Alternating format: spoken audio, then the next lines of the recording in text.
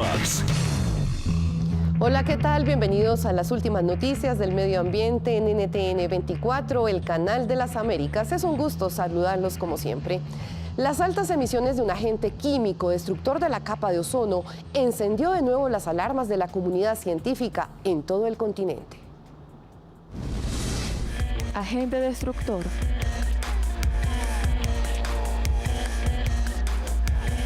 La Administración Oceánica y Atmosférica, NOAA, alertó mediante un estudio que las emisiones del triclorofluorometano, agente químico responsable del agujero en la capa de ozono, van en aumento.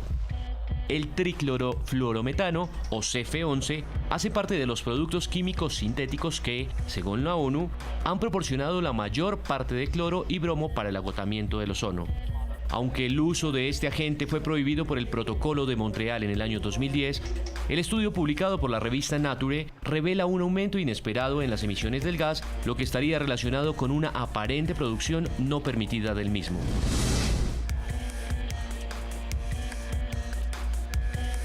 El Protocolo de Montreal nace luego de que científicos alertaran sobre el agotamiento de la capa de ozono en 1985.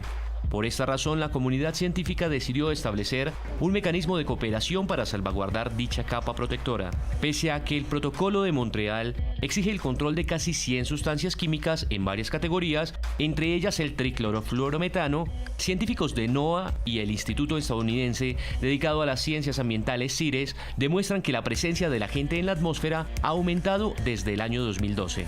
Antes de ser controlados por la comunidad internacional, los CFC-11 eran empleados en la fabricación de aerosoles, como agentes de soplado para espumas y materiales de embalaje, como disolventes y como refrigerantes. En Colorado, Estados Unidos, están los protagonistas de la noticia. Stephen Monska, director de investigación de la capa de ozono de la Administración Nacional Oceánica y Atmosférica de los Estados Unidos. Gracias por estar con nosotros aquí en Clímax. ¿Por qué existe un incremento inesperado de ese agente químico que está afectando directamente la capa de ozono? Bueno, no es claro por qué sucede, pero ciertamente sucede. Estamos viendo la concentración de uno de los gases que acaba el ozono, que no está declinando tan rápido como debería. Podría ser porque la producción ha incrementado, pero ciertamente sabemos que las emisiones del químico y están causando el declive de su concentración.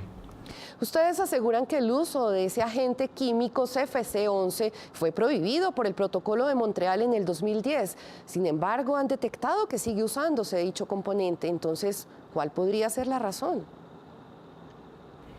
Es una respuesta similar, simplemente no lo sé en este punto. Hemos discutido muchas cosas distintas con expertos de la industria, con otros científicos.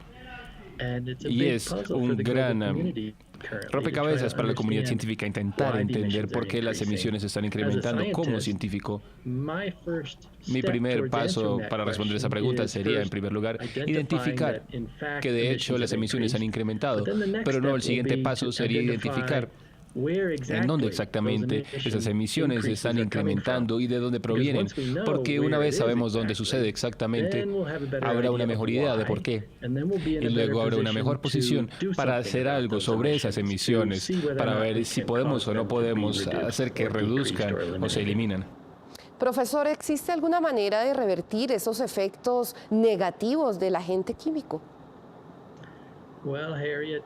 Bueno, Harriet, la manera de prevenir esas consecuencias es eliminando la producción inicial y eliminando las emisiones tanto como sea posible.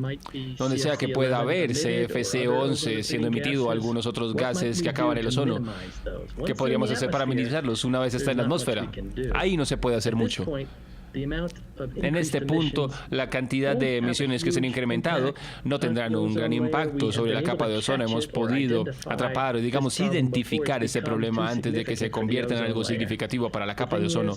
La situación es que si esto persiste, si estas emisiones persisten, eso puede causar problemas para la capa de ozono que serían significativos. Por ejemplo, si fuese a continuar este incremento, eso podría causar un retraso en la recuperación de la capa de ozono por, digamos, una década. Señor Monska, gracias por estar con nosotros aquí en Clímax de NTN 24. Muchísimas gracias. Chao, Harriet.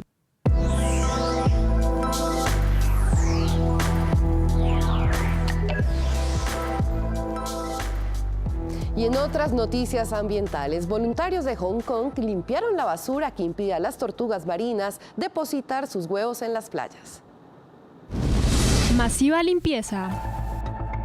Cientos de personas llegaron al Turtle Beach, una playa de la reconocida Llama Island en Hong Kong, con el fin de preparar el terreno para que tortugas marinas puedan depositar sus huevos en el lugar.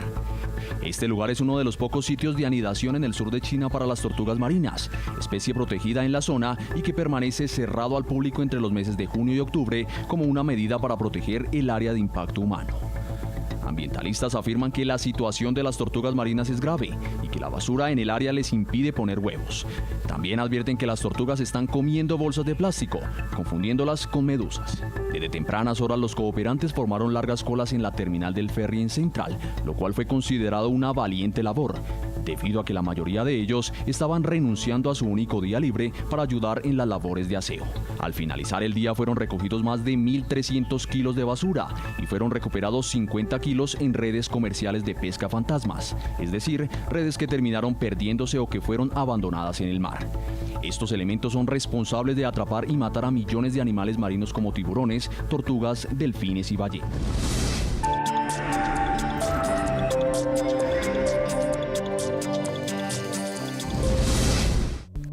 Plaguicida natural. En cajas de madera, el insectario de Argel en Argelia colecciona desde hace casi un siglo 8.000 especies que sirven para combatir las plagas en los cultivos. Fue creado cuando el país era colonia francesa en los años 20 en un jardín botánico. En 1975 pasó a locales del Instituto Nacional de Protección de los Vegetales, en medio de un parque de 8 hectáreas sembrado de pinos y olivos. Es considerado una herencia nacional y un legado invaluable. Este libro contiene, si se quiere, todo el curso del diagnóstico de los insectos que finalmente se pusieron en la colección. Es un recuento y un inventario de toda la colección que hay aquí. De acuerdo con lo que leemos, comienza desde 1935.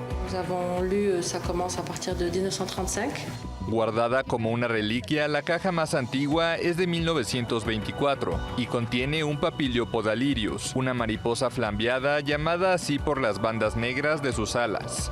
Aquí hay ejemplares de 3.800 tipos y 399 familias de insectos a una temperatura de 16 grados Celsius. Son originarios del país, pero también de sus vecinos y de Europa. La colección permite identificar rápidamente cualquier insecto destructor hallado en un cargamento agrícola, en simientes o en un campo. También hay incubadoras con insectos vivos que son criados para servir como predadores de otros que están atacando cultivos.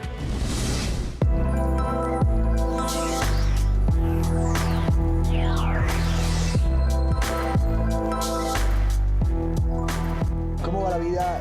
Mi nombre es Mario Espitia y tengo que aceptar y confesarles que soy natural porque mi lugar favorito es, digamos, el Parque Tayrona y es un lugar al que siempre que voy propicio limpiar la playa, propicio verbalmente ir diciéndole a cada turista no botes, recicla, no cocinen acá, pilas con las latas, pilas con las colillas de cigarrillos. Y busco llevarlo siempre a lugares donde hemos puesto como unos recipientes de madera que tienen un letrero que dicen colilleros o que dicen bolsas o que dicen plástico. Entonces eso me ha llevado a mí a ser natural y a respetar la naturaleza que realmente es creación de Dios. Un abrazo.